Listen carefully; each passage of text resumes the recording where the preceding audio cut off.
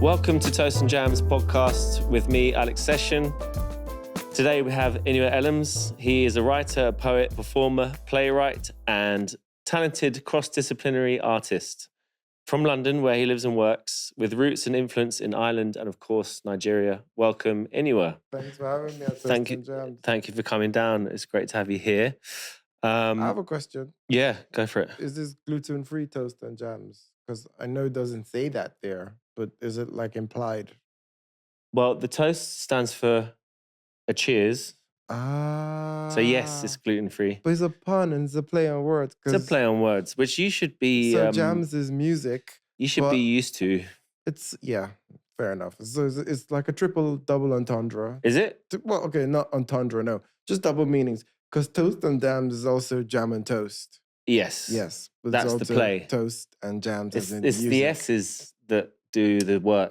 The heavy lifting. Yeah. Gotcha. Okay. Yeah, there you go. As you were. I hope that's answered your question. Yes. And actually, so talking about toasts, we asked our guests to bring a drink. Yes. What did you bring for us today and why?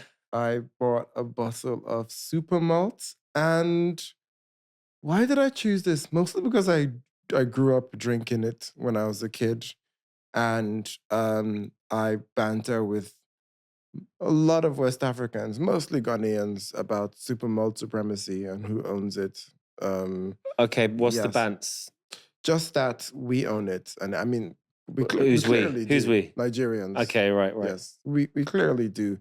But that's I mean, Nigerians are kleptomanical. Yeah. Yes. Know what you mean. We like to acquire things that isn't always ours. And thieves.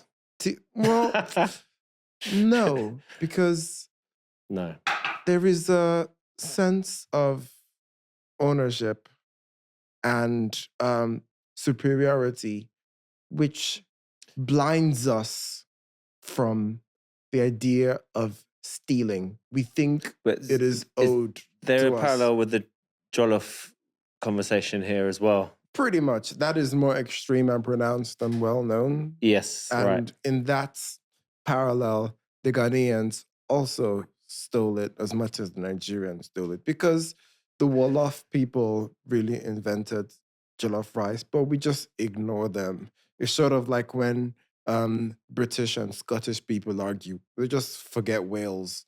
That's how we treat. Yeah, we'll just keep it between us. Okay. Should we open and taste? Because I'm not sure if I've tried it before. Oh, wow. I can't remember if I have. Cheers. Cheers. Enjoy. I want to watch There's a Whole New World. Go on, take your first super malt sip. Definitely malty. Supreme malt. Supreme malt. Super malt, yeah. It's nice. It's nice. The only thing I've had that's malty is like a milkshake, like a chocolate malty milkshake. Okay. I prefer the milkshake. Oh, it just tastes like nostalgia. It tastes like hot Sunday lazy afternoons in Lagos when I was a kid. Yeah. It tastes like unbridled adult conversations. And by that, I mean, I was too young to understand what the hell they were talking about. I just knew they were drinking super malt and eating heavily. Yeah, that's what this brings back to me. Nice. Yeah. Did you know that super malt's origins was first produced in 1972 for the Nigerian army during Civil War? No, I did not know that. Wow. I mean, I wrote a play set in the Civil War. It was called Three Sisters. It was set, yeah. And in that war, my people, the Hausas, were the perpetrators. We attacked the Biafran people, the Igbos, and about 3 million of them died in that war, and we were responsible for a lot of that. So when I was writing the play, I wrote from the point of view of the people who my people attacked for 4 years. And it was it gets dark very quickly here, but it was a genocide. Mm. So hearing that this drink that I love comes from that is conflicting. Puts a twist on it for you, Yeah, yeah. it puts a twist But on it it. was a Yeah. healthy food supplement, so, you know, it was helping people. Yeah, yeah, but it was helping the People to do bad things. yes, Nah, exactly. okay. Yeah, I Yeah, hear you. I can't polish that turd at all. It at doesn't, all. no. I would tip some for my ancestors, but then I'd mess up your carpet. No, please, this carpet costs a lot and means a lot to us. Okay, I'll save some to tip outside. Yeah, Yes. cool. Cheers. Cheers. Yeah.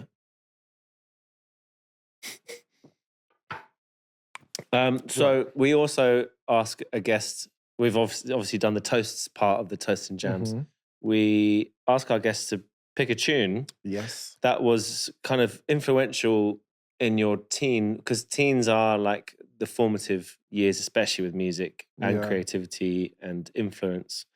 So yeah, we ask our guests to pick a tune Mhm. that kind of sums up that time and where you're at. What tune have you picked and I why? chose Just Friends by Music Soul Child. Eventually he dropped the Soul Child. It just goes by Music these days. Yeah. I think. And I chose it because it is so emblematic of who I was in my teenage years in Ireland, where I lived between the ages of 15 and um, 15, 16, 17, 18, really. And I don't know, I was a nerd in every way, shape, and form. I spent most of my time reading or inside the art room. So I was either drawing or making up stories. I played basketball, but I was terrible at it. I had glasses, my teeth were all funny. I had lots of scars, pimple scars. I was awkward. So you had an awkward teenage experience. Yeah, I had Yeah. all of those things. And Yeah. and what made that was I was also in a country that was deeply racist at the time, which Ireland was. It's gotten a lot better now, but back then they didn't even know. I remember someone asked my twin sister if she had her period like normal people. Whoa. And my sister lied to them and told them she actually produces an egg which she cracks herself onto the pad. just to fuck Oh with their my heads. And I God. always laugh. I always respect her for doing that, just pulling the legs. And they believed her. This is how stupid it was. Anyway, That's so that was very stupid. Ireland in its infancy. And That sounds difficult, though. It sounds you've kind of glossed over I know. a lot there. Yeah. It sounds like that was pretty hard environment to be in. It, To be not considered, you know, they're not considering you, you know, your to be sister fully human human. Yeah. in that kind of the way they're treating her, you know. Yeah. I think because we had lots of good friends, it made the stupid ones feel ridiculous. Mm. So we didn't take it seriously. We just thought they were stupid, you know? As you should, yeah. Yeah. So Yeah. that's what helped us get through it because we knew um they didn't speak for the masses. They just spoke for the the bad parenting. You know, they spoke for their ignorance, they spoke for the lack of awareness, they blah blah blah blah blah. And also, and is one They of the speak for all the failings, yeah. basically. Yeah. And it's also is one of the it's one of the microaggressions where someone says something offensive to you. And you have to wonder, are they being are they ignorant or are they being racist? And if you understand that, it changes how you take it, right? If someone's being Sure. ignorant, they just don't know. If someone's being racist, it means they're deliberately trying to be offensive, you know? Mm-hmm. And this person, I don't think they were being racist. I just think they were stupid, Yeah. you know? Yeah. So yeah. that helped my sister laugh it off and say something. Especially at a young age, Exactly. you know. Yeah. Yeah. Anyway, so because of all of this, when I started schooling in Dublin, I was nervous to talk to girls. I wasn't sure if anyone would find me attractive because blah, blah, blah. So I came back to London on a holiday, and my best friend, I met him when I was 12 years old. I've known him for, wow, 28 years now. He played me that record, Just Friends. And the lyrics are everything I'd want to say to a girl I was too nervous to talk about, where the guy approaches and he doesn't have any agendas. He says, "Hi, I just want to talk to you. We can just be friends. You can give me your number. If you don't, that's cool as well." It's just sort of saying, "I'm here. I'm up for wherever this goes. No pressure." Mm. You know? And that's what I loved about the lyrics. And he sings it so casually. It's conversational. There's something about the melody which feels as if he's in crooning at you. He's in trying to bedazzle you. He's in trying to schmooze you. He's just saying, "Hey, I know this might sound strange, but let me know if I'm out of order for stepping to you this way." And those are the actual lyrics. That's how A the song starts. respectful guy. Yeah, So what I did was, and because I was But is there nervous, something that appealed to you as an awkward teenager? This dude being able to approach women kind of with confidence and calmly and respectfully. That's what appealed to yeah, you? Yeah. You're definitely. like, I'm learning lessons. Yeah, I grew up in a house full of women. I have three sisters. So I grew up treating women as such. Mhm. So whereas all of my friends were all trying to be sexy and schmoozy with coming up with chat up lines, I never spoke to the women who were closest to me that way. So when I picked up this song where he was just talking to them on the same level, I I thought, think if you've got healthy relationships with women from any age, chat up lines are never in the picture because that you understand that women are just the pretty much same, the human and being, just same as you, right? humans. Yeah, Yeah, exactly. yeah. And yeah, That's what I loved about it. Yeah. But anyway, so what I did was I recorded the first verse and chorus of that on a tape. And in the tape, there's a slip of paper with my you phone mean a number. cappella? No. As in, I recorded it from the radio, the Oh, I whole see. song. Right. Cool. Not me singing I it. thought you meant you. Right. What? I thought you were going to explain What have you heard me sing? approaching No, approaching nobody a, wants a to hear girl with that. this. Right. Okay. So you recorded the song off The the radio. song, Okay. just the first verse. Classic. Yeah. Yeah. Yeah. And the chorus. And there's a slip of paper I put into the cassette case with my number in it. And I just had that in my pocket. Oh, that's your calling card. That was going to be You my smooth calling guy. card. No Yeah. chocolates. No chocolates, no. I'd give them this song, which was everything I'd want to say to them, but I didn't have Jokes. the courage to say. Okay. I mean, I know of you to be a smooth guy, and that sounds like the start of your career. No. The thing is, I carried that tape around for almost 2 years. I was never brave enough to give it to anyone. I still have the tape. You still do. I still have the That's tape. It's cool. in my living room. Yeah. That's cool. Well, whoever you asked to marry you, that should I should probably give them the tape. that should be a thing. That should be a thing. Now that they know the story, Yes. They know where it comes from. yeah. After your teens and listen to that song, and obviously I know that hip hop is a big part of your Mhm. life and has been. When did you realize the power of words and that you wanted them to be a medium that you wanted to work with? Mm. Or was it like something clicked, or was it an evolutionary thing, It was progressive? definitely evolutionary. I don't think there was a moment where I thought, bang, this is it. I'm going to spend the rest of my life doing it. It sort of emerged out of the woodwork, like Homer Simpson walking through the bushes. If you see that meme, it kind of But does in that, reverse. but in reverse. Okay. Forward rather than backwards. Um, yeah. What happened again is a little darker than that, which is when I arrived in Dublin from London, there was this also a nerd, as nerdy as I was. His name What year was that when you came to London from um, Dublin? from Dublin. Well, I came to London from Nigeria first in '96, moved to Dublin in '99, and But came back in 2002. 2002. Yeah. Okay.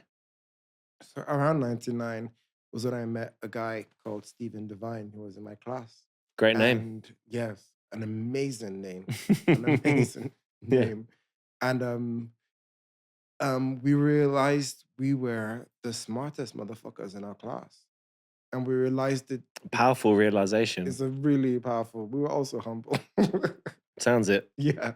We discovered it because we were reading Shakespeare and the teacher had to translate it from Shakespearean speech to the rest of the class. But Stephen and I just got it. And when the teacher realized that, he asked us to teach the class. That sounds like a block falling into place. Yeah. One of the blocks. Yeah. It was suddenly, ooh, so this thing that I just thought I was good at, and I was nervous about saying that I was good at, this kid is also good at it. And that can just be our language. Let's be geeks together, And our friendship grew from banter, from trying to be great with language, trying to be lyrical. Cypher. Yeah, sci-fi. See what you did there? Yeah. And we just became fast friends. Yeah. That's really cool. And that's when language began to become more important to me, but mostly because it was also important to him. It was we weren't just communicating, we were entertaining each other. You're still in touch? No. Do you know if he went on to do anything using words as well? Well, this is where it goes dark.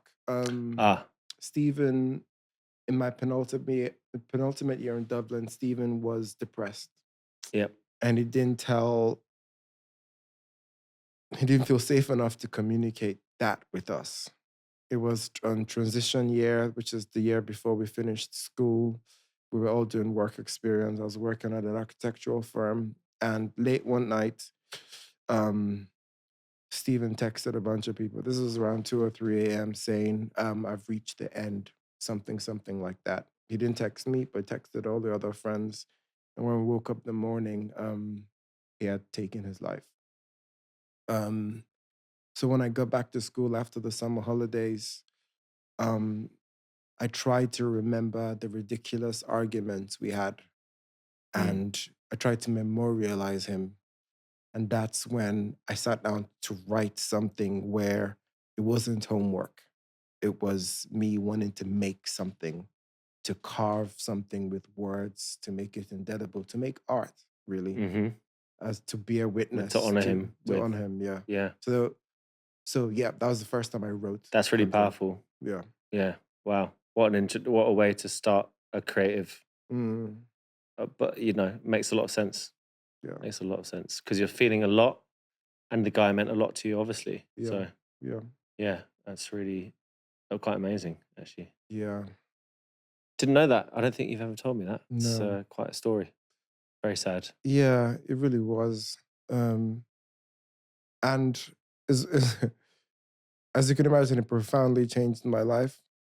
Whenever in terms of let's talk about timelines and paths. Like, did you say you'd come to London before that happened, or you about to? Yeah. And he stayed in Dublin. Yeah, he lived in Dublin at the time.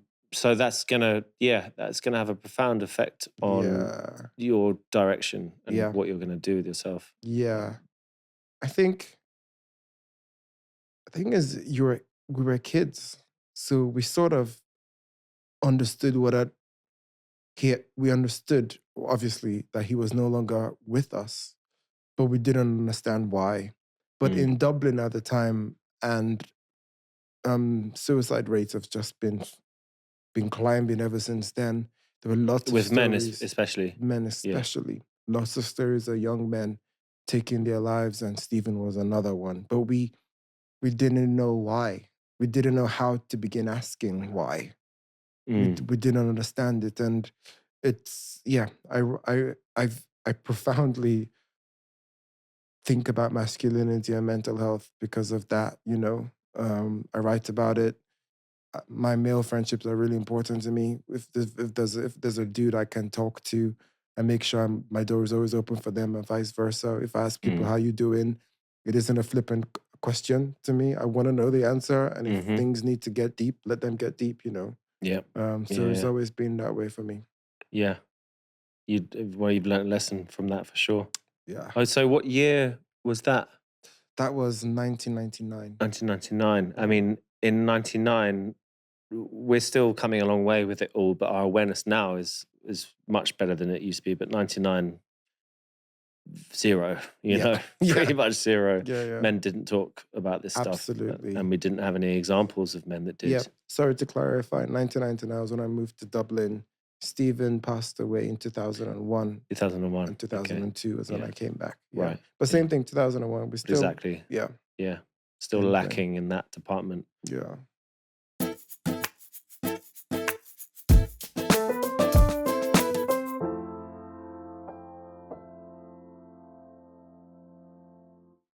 So 2002, you arrive in London. Mm-hmm. You've been to, have you lived in London before this? Yeah, before Dublin. Mm-hmm. How long was that? How long were you in London before? So it's not new to you. You're not kind of arriving with No, wide eyes and like, no, you've been here before, 3 years. but have you got a newfound respect for it after being in Dublin? Are you excited to be back in London? Absolutely. Yeah, I Absolutely. bet. It made me appreciate London a whole more when I Way was more there. multicultural for a start. Way more multicultural, bigger. A Yeah. sort of small-minded mentality just wasn't there. It was much more cosmopolitan, international. Mm. You know, I remember my first lesson in school in England. I went to Holland Park in London. There were kids in my classes from Iran, Iraq, Egypt, Japan, China, Wow. India, Pakistan, England, obviously, and It's a beautiful Ireland, thing. and they were all in my It's a classroom. beautiful It was a thing. beautiful thing. Yeah, And when yeah. I went to Ireland, there were just Irish white kids there. So Yeah. Cool too, but but not the same. yeah. So I Not as loved coming valuable. back. Yeah. Mm. Mm. No, cool. And when it comes to places that you've lived or visited, and people, Mm. what kind of, when it comes to writing and creating, what would you draw inspiration from more? People or places, or a mixture of both? That is such a good question. People or places? What inspires Because me? I know that they kind of go hand in hand. Yeah. But Which way does which way does which has more gravity? Yeah, exactly, yeah. People or places? I think it's places, you know? Right. Because I wouldn't have guessed that. So Yeah. that's a good answer. Or it's an interesting answer for me because I would have said people. Yeah. This is an easy answer. I So peop- what's it about places then? I think I people watch a lot on some level. But So the environment holds more yeah. gravity than Yeah. the people in it. Yeah. It's a more encompassing, bigger thing. Yeah. And I think places make people, not the other way around. Right. That's interesting. Right. Humans. Why do you think that? Because humans are arrogant enough to think we make places. Like Sure. because we carve a hole in a mountain, we think it's now the home. Yeah. But the mountain determines so much more than that. The mountain is there. It created the form from which we excavated in order to put space in. It was there before us. The idea of land ownership is so logical to so many indigenous communities. I mean, because, yeah, don't get me started on land ownership. Tell me about it, right? It's the start of capitalism, essentially. Yeah. And look where we are now. Yeah. With that. If you understand geography. What's geography? I'm joking. If you understand nature, the natural world, trees, vegetation, blah, blah, blah. If you understand how the weather impacts the sort of food that grows, therefore then the culture associated with that food, then you understand how this makes people, how it makes belief systems, and how that becomes tradition, and that how forms people. So I think I'm interested in that as a nomad as well. My ancestors were nomadic peoples. Mhm. I'm interested in how place makes people. You know, when I make characters in plays, I think of that as well. Where are they from? How does that determine who they are? Then how do these things mix? Well, place also, also that's why religion's interesting because if I don't want to get too deep into it, but if religion is divine, then the place wouldn't matter, but place does matter in what you grow up believing. Yeah. So yeah, that kind of relates to that a bit as well. Yeah, and it's so I stumbled across this really interesting person on Threads, and she was talking about humanity, and she said human beings created God. I know that's up for debate, but let me land. She says human beings created God because we're able to conceive of our own death. We could imagine it. And therefore we needed to believe in something after that, And We weren't happy with the idea of it ending. of ending, Whereas most other animals that they can't conceive of that they just live until they die, And I think that is just so interesting because there are many indigenous communities that aren't afraid of death. Therefore, their religion doesn't reflect that fear.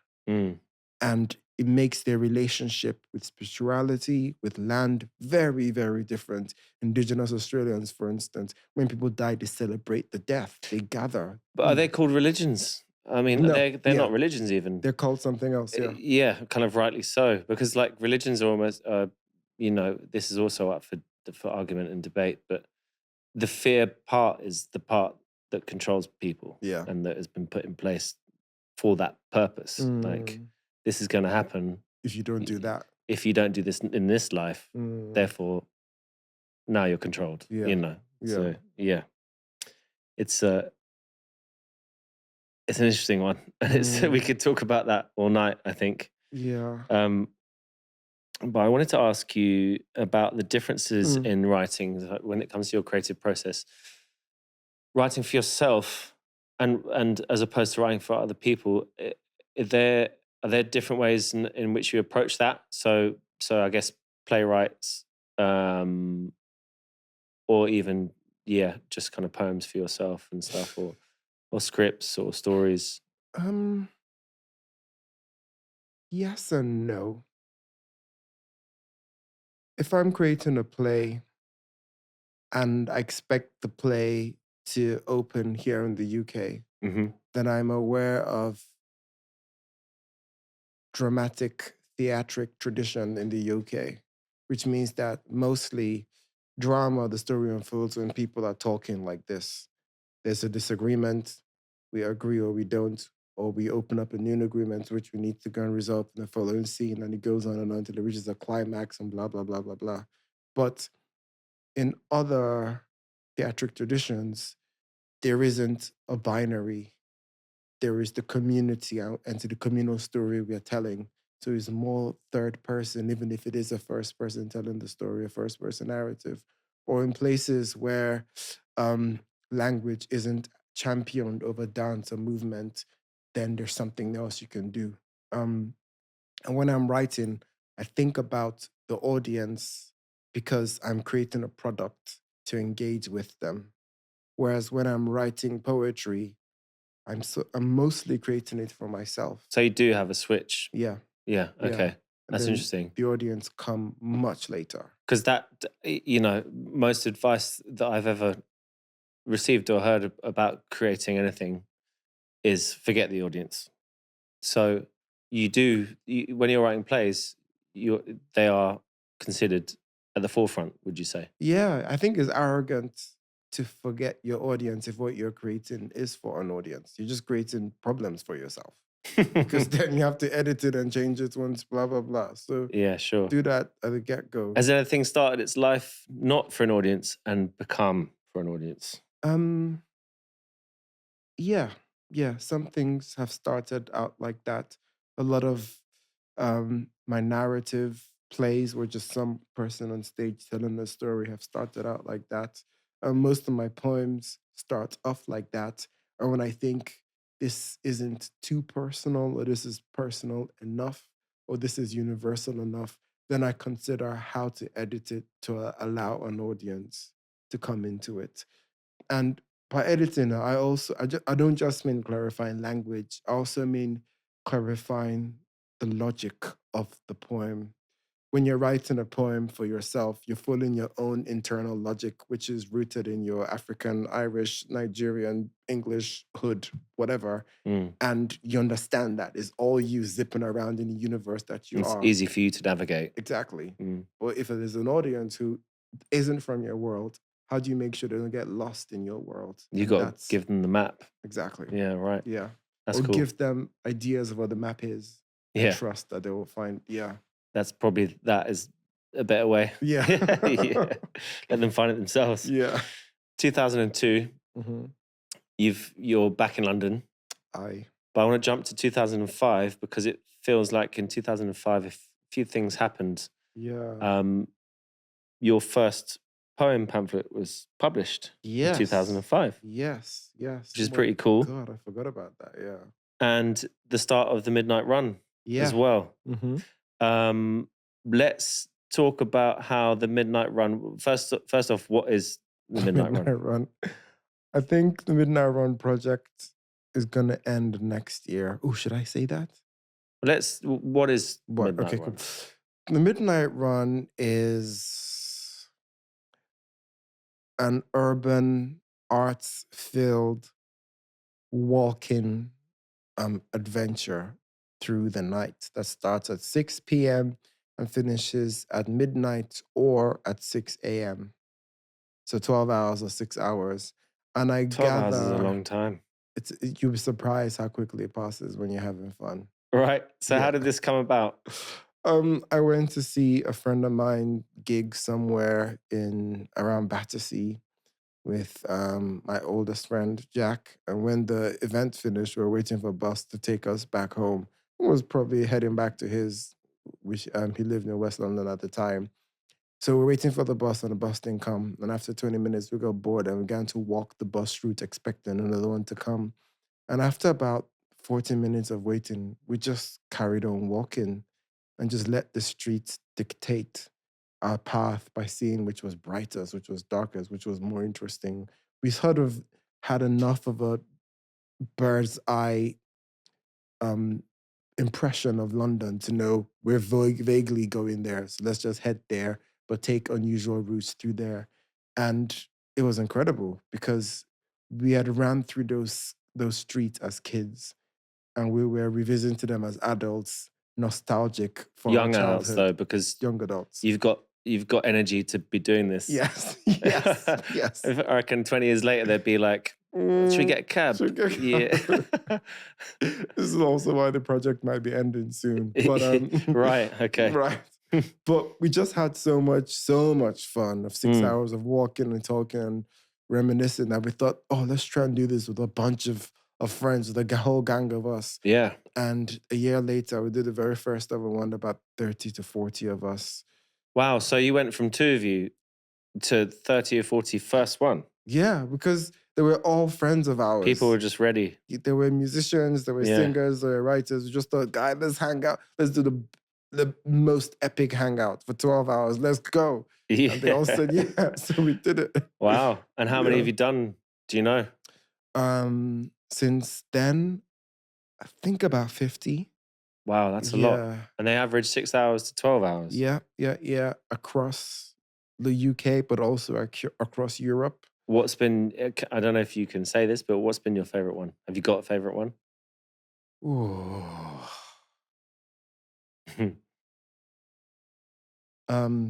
We did one in Berlin, which was beautiful. Yeah. There's something about that city. It's just so chilled.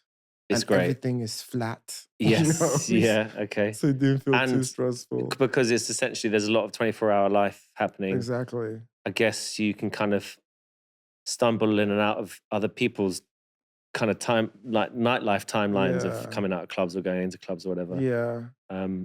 Did you? What was a highlight of that midnight we met run? This lady, the highlight. We were sponsored by Peroni, actually. Oh yeah. Wow. Yeah. Okay. So they gave us a crate of beers. But I think the highlight was this lady who owned her own cafe. Other beers are available, of course. Oh, right. Yeah. Yeah. She owned her own cafe, and she was also a professional clown. She had 2 jobs. Were you bumped into her? Well, I mean, so we looked for local artists and helped them. Oh, I see. Help us plan the routes. Right. So she was one of them. Okay. So because of that, she allowed us to go into her cafe where we had dinner at about 3 a.m. And then she performed for us as a clown. It was incredible. And you must have been filming this stuff. We have photographs and footage of this somewhere. Great. Yeah. You need to put this out. Yeah. It sounds like a good little YouTube run or something. Yeah. You could put them out for sure. It was good. So much fun. And the first poem pamphlet in 2005, how did that feel? Yeah. Um, And how do you look back on the work now as well? yeah. The book was called The 13 Fairy Negro Tales. That was the first book. And it was a conglomerate, a combination of everything that I was sort of into. I was exploring fantasy. I was exploring Black identity. I was exploring um, taboos. I was exploring music. So 13 is a taboo number. Fairy, I was magical mysticism, Negro, Black identity, tales, and the idea of being a sort of urban storyteller. And Hmm. that sort of perspective, that way of filtering or trying to understand the world, really governed what I was writing. Um, and it came out because there was a girl I had a crush on. And there were I introduced her to this poetry cafe, which I love to go to. And there were a group of Americans who came over, and there was one guy who she was instantly besotted with whilst ignoring all of my advances. And I got so angry. I went home and just poured myself onto a sheet of paper, trying not to filter. I was Nice. just angry, blah, blah, blah, blah. Yeah. So I read it and she liked it. I said, "Oh, wow, that's a really great title, 13 Fairy Negro Tale. I dare you to actually write 13 stories like that." And I thought, bet, I got you. And then I spent about That's a half good half a year test. writing, and Yeah, then it yeah. just came together. So it was my first book and it was deeply conceptual. And Yeah. most of my books have been very conceptual ever since then. But Do you think, with it being a first release, so to speak, do you think there was a lot of you wrapped up in the work that needed to kind of, you know, built up over the years that needed to come out in that first yeah, publishing to get out the way yeah, before the new stuff could come, yeah, definitely. There were lots of almost juvenile like a things gate that I wrote. that's Yeah. some that you just open the floodgates and all the Mm, stuff comes out. yeah. There were lots of young things that I wrote, lots of mistakes that I made in that book, But yeah, but but that's important. I know, I You've know. got to do I that. still Yeah. appreciate it as a testament, as a record of who I was at the time, a record of the record. Mm. Yeah, now and then I still read it to audiences. Um, and I always do the caveat. I say I wrote this when I was 19, blah, blah, blah, blah, blah. But it's still charming. It's still brave. There are things I could do there with language, which because I'm older now, and I'm more self-aware, I cage myself from doing. I want to be able to write as freely as I did back then. Yeah, that's a quite good point. Mm, When you're younger, you're creative. You don't have boundaries in absolutely. here Yeah. or here. Yeah. You just like you Yeah. just do. Hmm. And you get older and you're kind of like you're more considered, which helps certain things. Hmm. Maybe making stuff for audiences, for example. Hmm. But yeah, definitely changes. Definitely Yeah. changes. The world has sort of wore you down a bit. Yeah, Yeah. for good or bad.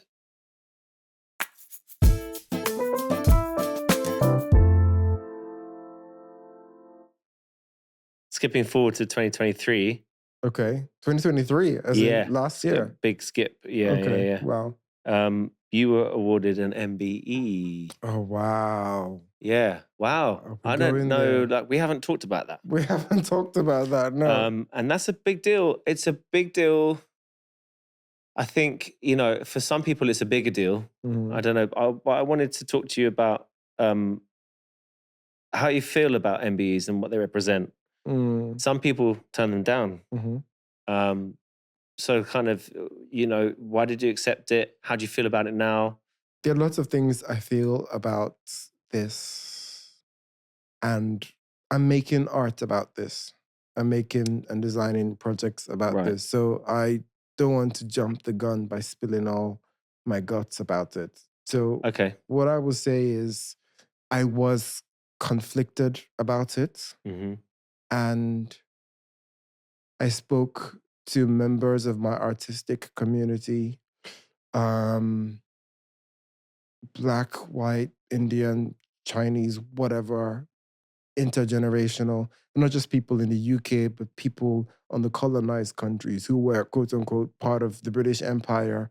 And I garnered a whole bunch of opinions before deciding the terms under which I'd accept it and what it would allow me to do.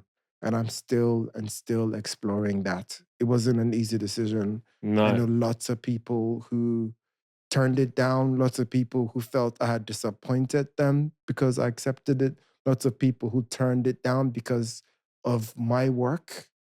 And therefore they took it as a betrayal. Really tricky situation to navigate. Yeah. Really tricky. But But you're being recognized for your work. So and it's you know, regardless of the roots and the weight it holds, it's still a celebration. So it's a real tough. You're really stuck yeah, between a rock and a hard place. there's the question of your work, your hard work, what it means to the community of audiences who support your work and therefore are happy that you have been awarded something. And then there's the body that's awarding the thing and what that means to the thing that's given. Yeah. And they shouldn't And be what it means to the linked. people behind you that Exactly. surround you. Yeah. Family, friends, whatever. Yeah. And they're not the same thing. They are tied together, but they're not the same thing, So It shines a light on a lot. yeah. Yeah. Yeah.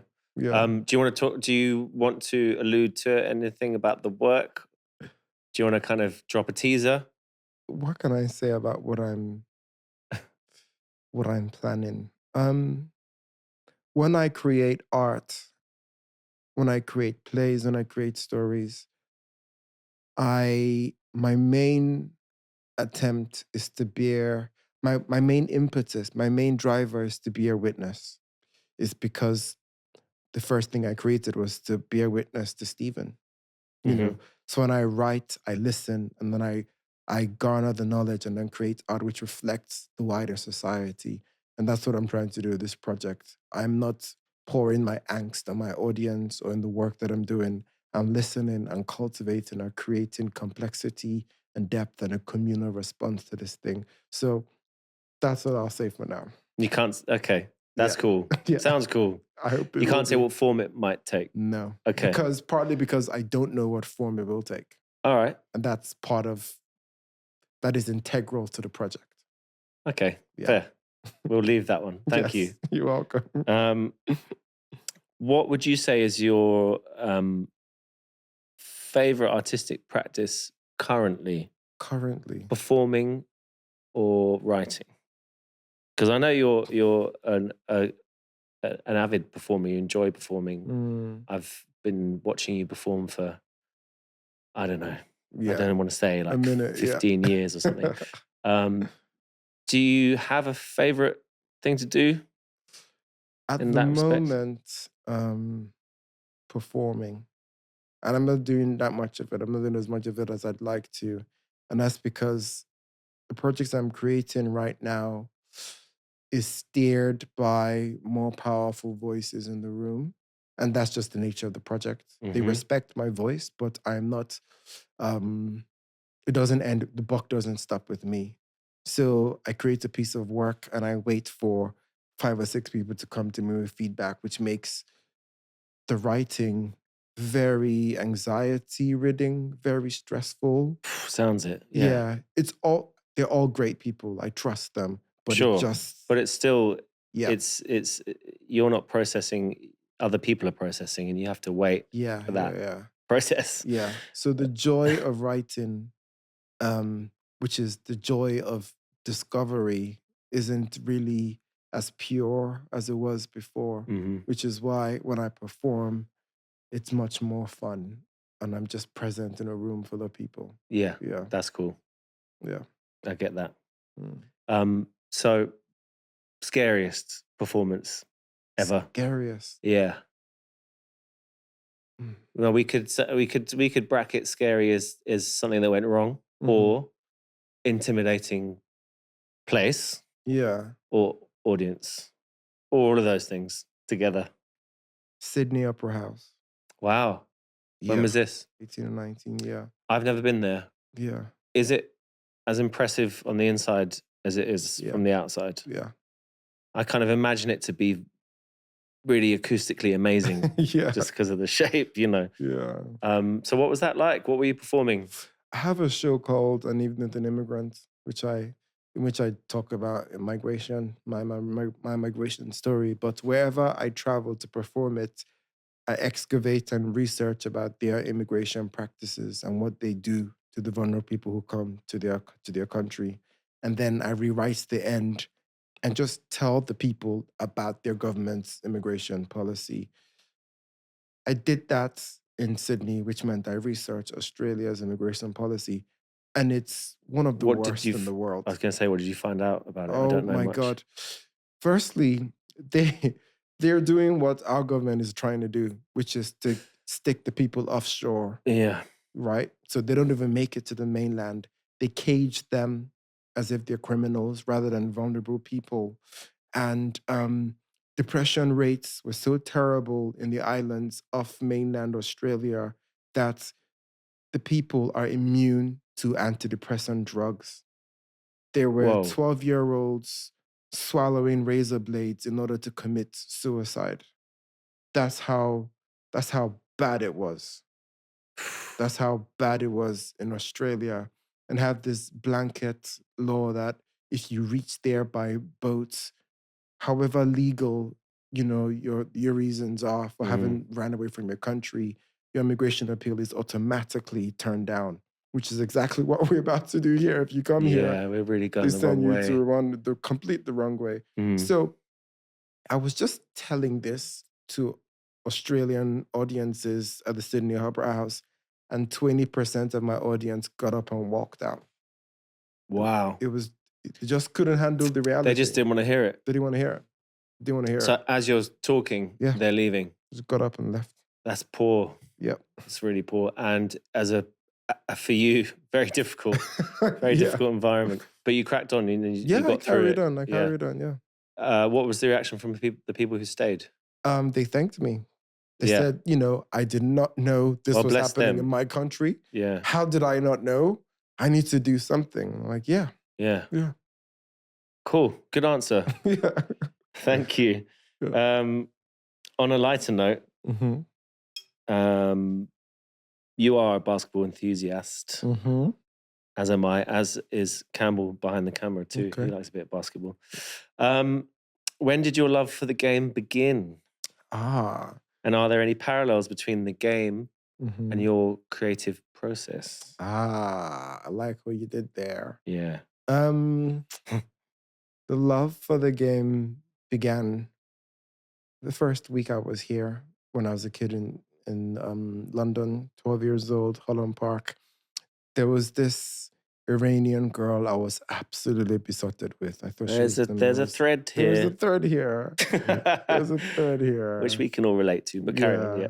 I just thought she was the loveliest person in school. She had this huge brown eyes, long brown hair, and her best friend was my best friend. So I just thought, great, just throw me in. We're let's be this. But I think she felt threatened by my relationship with him because I was this new kid, and there was just something him and I understood on an instinctive level that she had to develop with him. And here, who the hell is this It was too easy for you. Yeah, Okay. yeah. So she always held me at arm's length, like, who's this guy? But she was absolutely amazed at the game of basketball. She used to go to the playground only to watch the boys play basketball. And I thought, I have a crush on you. The only way I'm get you to look at me is if I'm the one with the basketball. So I'm gonna start playing. Mm-hmm. And that's how I started. And somehow this attempt to bedazzle her flipped around, and I was bedazzled by the ball. I was thinking, wow, how is he doing that? I want to learn that. And yeah, started playing basketball after that. That's pretty cool. Yeah. Yeah. So people have different views of success and what it means to them. Quite often the doing is the success. Yeah. Or I don't want to put words in your mouth, but what does success look like for you, creative success? And I think that's specific to the type of art form. With Hmm. poetry, is definitely the doing. Yeah, When you finished the poem and there's nothing else you can do, and it says everything you want it to say and do everything you want it to do, whilst being as short and concise as possible and open to interpretation, whilst being specific. It's like riding a bicycle where you need to move in order to balance, but you need to balance in order to move. That's what it's like when you write a poem. It's a machine with words. So the doing, the making, the fine tuning, all of that is the success. When it comes to theater, a play um is a half written equation. You've just written two plus. The audience is the second two, and each night is the equals, and that's the answer. that's cool. Yeah. Yeah. So that's when I know if I've succeeded once an audience is in the room. Mm. And there's a lot more people to judge whether it's a success or not. Yeah. Like the people that are in the play, for example, the Yeah, production exactly. The and directors, lighting design, yeah, all of that exactly. stuff. Yeah. Yeah. Yeah. So what would you consider? This is a tough question, Hmm. but what for you is your most successful piece of work, if you can say that? I think it's a play called Barbershop Chronicles. Okay. Um, I think it should be a play called The Half God of Rainfall. And I think it isn't yet because we haven't found the perfect form to tell the story that I've written. Hmm. But we will get there one day. I'll find a production which finally sings and dances. We got close in New York, but there's something we haven't quite discovered. Yeah. What do you think makes Barbershop Chronicles such a success? Um, Collaboration. I had an incredible It's a director. that's a big word and a big deal. Yeah. Yeah. Incredible actors, sounders, things that I didn't write into the script, things that people brought. I thought if we do this, this can mean so much to these amount of people. That's what made it a success. Yeah. Yeah. Okay, cool. Yeah, collaboration Yeah. makes a lot of sense. Mm. What was the first big critical success for you? It was my first play, The 14th Tale, Okay. which was the thing I wrote after The 13th Fairy Negro Tales, my first pamphlet of poems. And because of the good buzz around that book, I thought, okay, I'm going to turn this into a theater performance just by creating a character to read all the poems. Yeah. But I thought I was clever, but in practice, it just didn't work. It wasn't dramatic enough. There wasn't a clear story arc. Um, so I found a voice within it, which I used to create a whole another story, which became the 14th tale. And when I was writing it, the Home Office had essentially given my family deportation orders. I wasn't sure if I was going to be in the country enough to finish it, but I Mm. did it anyway. And fortunately, I met artist collaborators who helped me finish it and fought for me to stay in the country. But I finished the 14th tale. We opened it here in London, a couple of skirmish performances, and we took it to the Edinburgh Fringe Festival. And it won an Edinburgh Fringe first, and then it transferred to the National Theatre. There you go. And that was the success. In Right. 2010 was when all of that happened, and suddenly I became a playwright. But I didn't know what I was doing. I was just led by my impulse and my attempt to try and tell a story. And if the 14th tale hadn't been a success, I think it would have made it very difficult to argue why we belonged to Britain, why we had things we could contribute to this society. Um, Being a playwright, being a writer, being a creative means that I'm making a product. And that is what the Home Office cared about, that we were selling something. Yep. Again, they didn't care about us. Mm. They cared about our capitalist potential. Yeah. It's the hand of capitalism looming over Yeah, everything there. always, Yeah, horrible. Yeah. always, always. So definitely that gave me the confidence to write more. And the more I wrote, the more space I took in the arts industry. therefore I could say taking me out is not in the best interest of the British community because I kept on contributing, and things like that led up to the MBE and et cetera, you know. Yeah, it's amazing. I didn't know that at the time. I was just writing because Of I had course. no other choice. That was, you know, Yeah, that was all yeah, I could do. yeah. Yeah. Cool.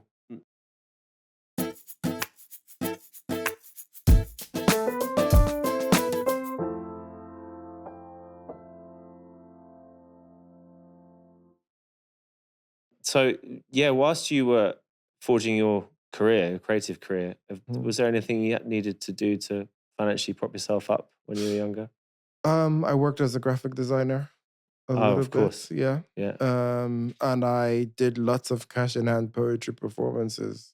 I rhymed for rent. You know, that's Yeah. what I did Yeah. until I wrote enough rhymes to create a 15, 20-minute set of poems or stories that were poetic in delivery.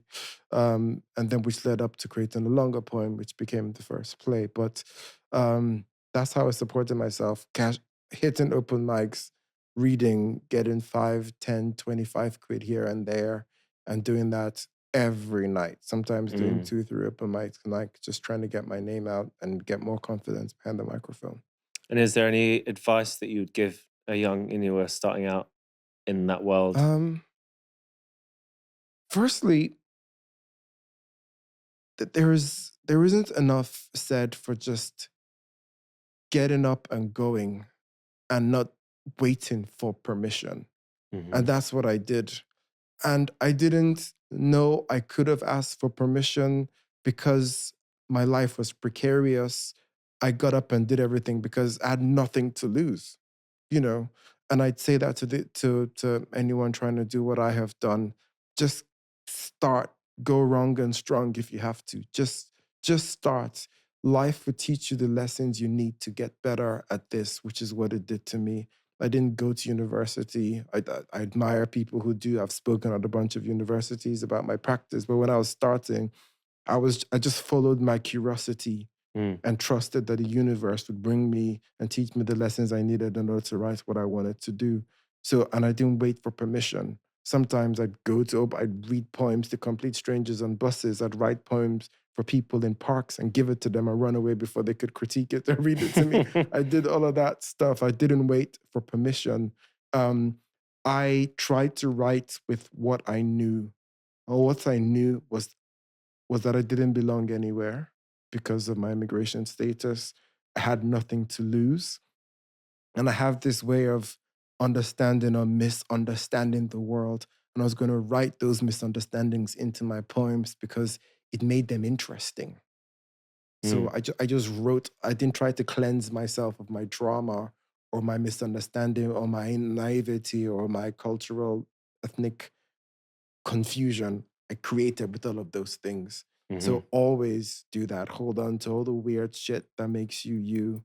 100%. Yeah. 100%. Mm. Guard it. Guard that. Without that, the filters that make you see the world just becomes what everybody else sees, you know, Yeah, if you get rid of them. So keep them. for sure. Yeah. So, anyway, is there anyone that you look up to? It can be in your writing creative world or any other creative world Yeah. that has given you a piece of advice or a compliment that you've held on to. Yeah. I remember it because I marked it in my calendar. There you go. It was in 2003. Right. It was the first time I read a poem at an open mic. The guy who ran it, his name is Ni Aikwe Parks. And when I came off stage, my hands were shaking. He put his hand on my shoulder and said, "That was a really nice poem." And it was the first time anyone had complimented anything I create. And it is the first time I thought of myself as a writer. And every year without fail, and that day, I tweet or Instagram or put a message saying, on this day at 3 o'clock, Nee Park said this thing to me, and that's changed my life. Wow. Yeah. That's cool. Inua, thank you for coming in today. It's been a pleasure to talk to you, and I've really enjoyed hearing all the stories. Yeah. Cheers. Thank you. You're welcome. Thanks for having me. No worries. Thanks for watching Toast and Jams. If you enjoyed this episode, hit like and subscribe to stay updated. And to hear our guest tune selection, check out the playlist or the link in the description. Let us know your thoughts in the comments, of course, and see you next time. This has been a joint production between Toast and Jams and Allan Brothers Films.